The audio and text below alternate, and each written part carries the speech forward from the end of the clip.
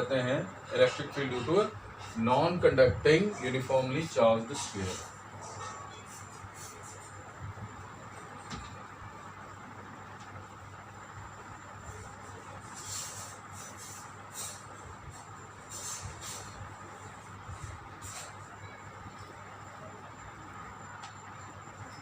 Electric field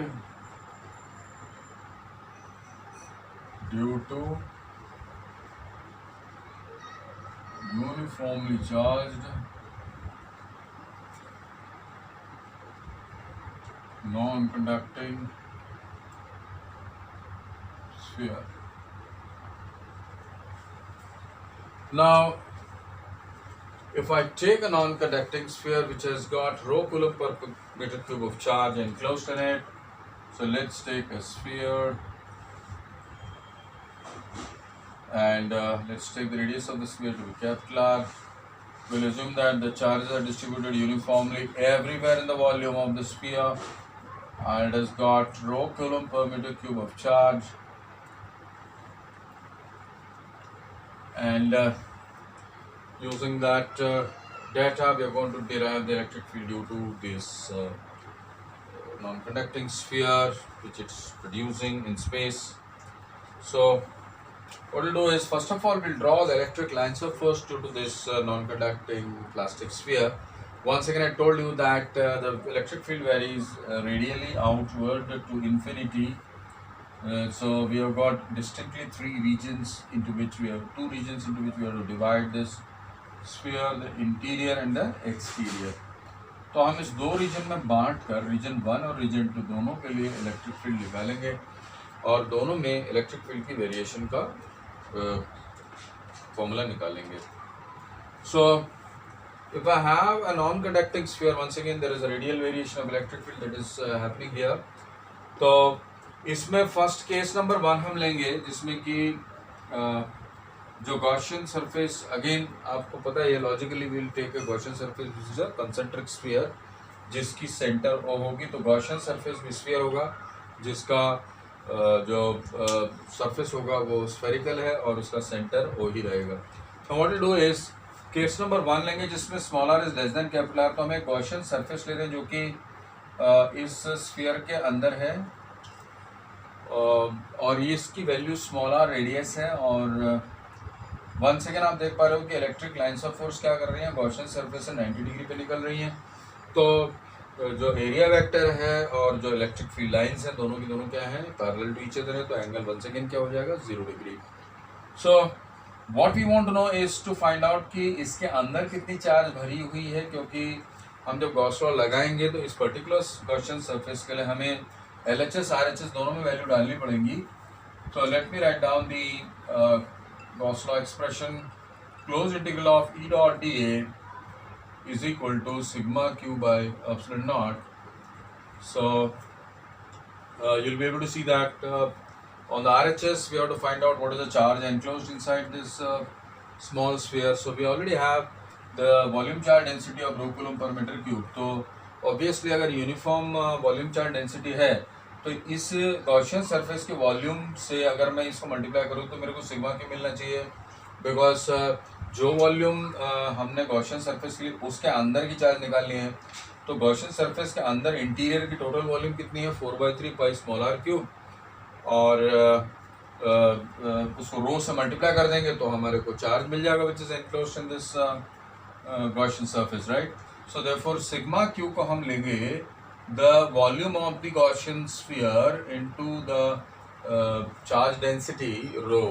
So 4/3 pi small r cube into rho which is sigma q, that is the charge enclosed in the Gaussian surface. तो right hand side में डालने के लिए आ गया. हमें LHS evaluation भी easy है क्योंकि once again मैंने बोला था कि इलेक्ट्रिक फील्ड की जो लाइंस हैं या इलेक्ट्रिक फील्ड वेक्टर्स हैं वो एरिया वेक्टर के पैरेलल हैं, तो डॉट प्रोडक्ट आपका 0 है. एंड मोर ओवर चूँकि आप गॉसियन सरफेस में हर जगह पर जब पॉइंट में लेंगे तो हमारी दूरी सेंटर से एक ही डिस्टेंस है, तो इसलिए यहाँ पर हर जगह मैग्नीट्यूड ऑफ इलेक्ट्रिक फील्ड भी सेम होगा. तो दो बातें हमारे सामने आ रही हैं. ये डॉट प्रोडक्ट इवेलुएट करते हुए ई और डी ए वेक्टर के बीच का एंगल 0 डिग्री है, और दूसरी बात इसकी जो मैग्नीट्यूड है वो कांस्टेंट है. तो नेक्स्ट स्टेप में हम ये दोनों चीज़ें डाल देते हैं, जो दोनों इन्फॉर्मेशन हमने यहाँ से निकाली. और LHS में हम लिखेंगे close integral of EDA cos 0 degree, और RHS में हम लिख देंगे 4/3 पाई small r cube rho upon epsilon not, बराबर.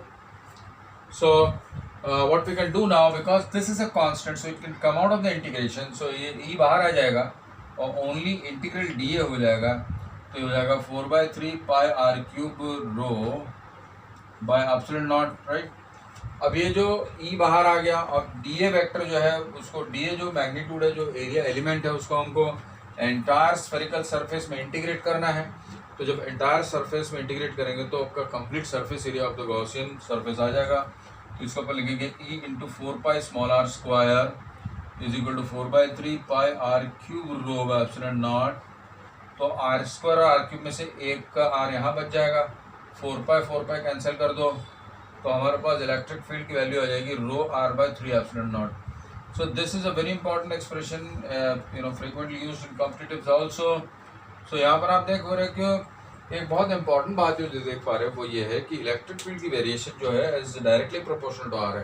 तो इसका मतलब ये है कि सेंटर पे एग्जैक्टली बैठ जाओगे तो स्मॉल r वहाँ 0 हो जाएगा, यहाँ पर इलेक्ट्रिक फील्ड हो जाएगी 0. और जैसे जैसे आप बाहर जाओगे तो वैसे वैसे r बढ़ता जाएगा, स्मॉल r बढ़ते बढ़ते उसकी मैक्सिमम वैल्यू कैपिटल R हो जाएगी.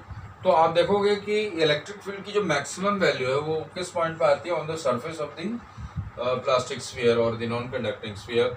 तो यहाँ पर आओगे तो स्मॉल r की जगह आप कैपिटल R डालोगे तो सरफेस की इलेक्ट्रिक फील्ड की वैल्यू हो जाएगी rho capital R upon 3 epsilon naught.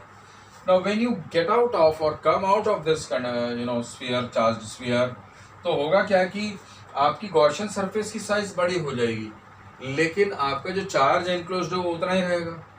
तो नाउ प्रोबेबली LHS में आपका जो इलेक्ट्रिक फील्ड है वो तो ठीक है बाहर आ गया, लेकिन आप देखोगे कि रेडियस जो है बड़ी होती जा रही है, आप दूर होते जा रहे हो, और जो टोटल चार्ज एनक्लोज कांस्टेंट हो गया. तो आप यू कैन एक्सपेक्ट इंट्यूटिवली और qualitatively when you are analysing it, you will be able to see that जैसे आप इस सरफेस के नॉन कंडक्टिंग स्फीयर के बाहर आ जाओगे तो ये चीज़ कांस्टेंट हो जाएगी और ये एरिया बढ़ता जाएगा. तो चूंकि ये एरिया डिनोमिनेटर में जाएगा और ये कांस्टेंट है तो इलेक्ट्रिक फील्ड भी कम होती जाएगी. सो बाहर एक उल्टी चीज़ होगी, जैसे जैसे आप surface of the plastic sphere से दूर जाएंगे तो इलेक्ट्रिक फील्ड धीरे धीरे कम होती चली जाएगी and there will be a fall in the electric field as you move away. So let us calculate dot also that case number 1 तो हमने कर लिया है, जिसमें हमने पूरी डेरिवेशन यहाँ से चालू की केस नंबर 1 की, जिसमें हमने गॉस लॉ को स्टेट किया, गॉस लॉ लिख दिया, E dot dA close integral is equal to sigma cube epsilon naught. उसके बाद हमने ये जो गॉसियन सरफेस सेलेक्ट किया जो अंदर की है, small r radius being less than the radius of the plastic sphere और नॉन कंडक्टिंग स्फीयर, और उसमें हमने बोला था कि ये जो गॉसियन सरफेस का एंटायर वॉल्यूम है उसको हम रो से मल्टीप्लाई करें तो हमें सिग्मा क्यू मिलेगा. And we substituted that here and then E dot dA में मैंने बताया था कि इलेक्ट्रिक फील्ड की जो लाइंस हैं वो एरिया वेक्टर के पैरेलल है, इसलिए इनकी डॉट प्रोडक्ट में cos 0 डिग्री आ जाएगा, तो इसलिए cos 0 1 होता है.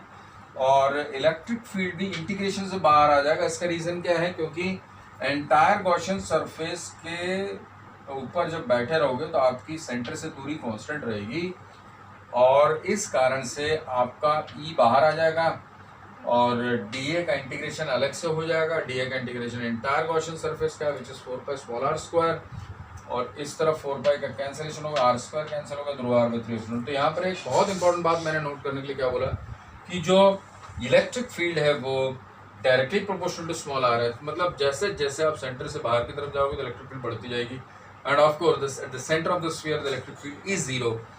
सो now will come to the case 2 where we will take the situation where we are out of the sphere and we are taking a Gaussian surface which is going to be lying outside our plastic charged sphere, and will now take Gaussian surface which is a much bigger sphere.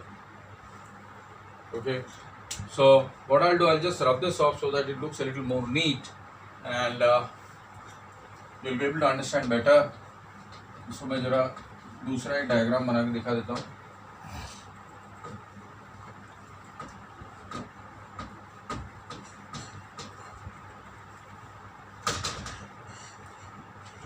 Now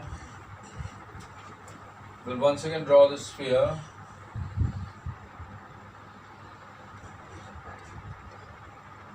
जिसमें entire volume में charge भरी हुई है।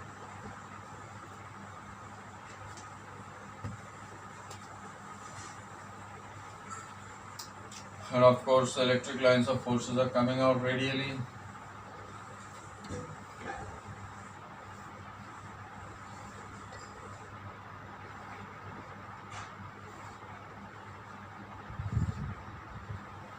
So now we'll consider the Gaussian surface, which is outside this.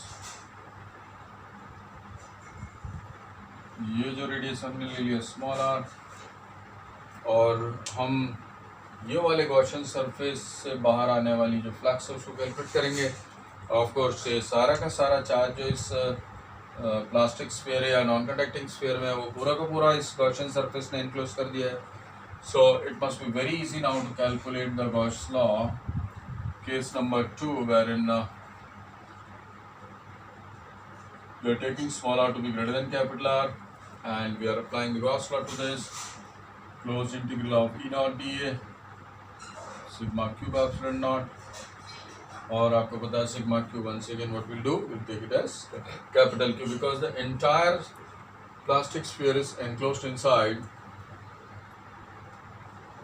And once again, by the same argument, the electric field is same everywhere on the surface, magnitude the same है, direction में वो dA vector और electric field vector दोनों ही parallel है। हर जगह पर अगर आप जाएंगे स्फीयर में, इट्स अ 3 डायमेंशनल एंटिटी, हर जगह पर जो इलेक्ट्रिक लाइंस ऑफ फोर्सेस बाहर आ रही होंगी जो रेडियली, वो सरफेस में ड्रॉन एरिया वेक्टर में उस जगह जो एरिया वेक्टर ड्रॉ करोगे उस जगह के एरिया वेक्टर के पैरेलल आएगी, इसलिए एंगल 0 डिग्री रहेगा।